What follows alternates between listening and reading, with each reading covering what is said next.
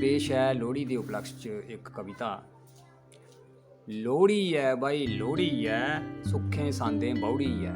लोहड़ी है बाई लोहड़ी है सुखे सांदे बौड़ी है। बेलड़ खोरी बुरी बीमारी करना कम दरौड़ी है।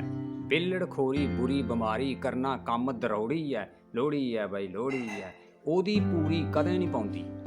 ओदी पूरी कदें नहीं पाउंदी आखै जेड़ा थोड़ी है। लोहड़ी है बाई लोहड़ी है चलाना मोटरसाइकिल बल्लें नहीं रखना कन्न मरोड़ी है। चलाना मोटरसाइकिल बल्लें नहीं रखना कन्न मरोड़ी है। लोहड़ी है बाई लोहड़ी है शौक पूरे करी लैने। शौक पूरे करी लैने जीना नी ढिड चोड़ी है। शौक पूरे करी लैने जीना नी ढिड चोड़ी है।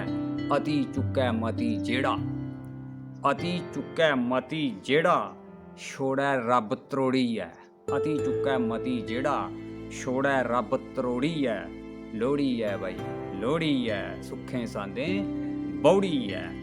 बुढ़े पैंडा क्रो गांदे बुढ़े पैंडा क्रो गांदे जवाने हत्थ डंगोड़ी है। लोहड़ी है बाई लोहड़ी है सुखे सांदे बौड़ी है। बेलड़ खोरी बुरी बीमारी करना कम दरौड़ी है। लोहड़ी है बाई लोहड़ी है ओदी पूरी कदें नहीं पाउंदी आखै जेड़ा थोड़ी है।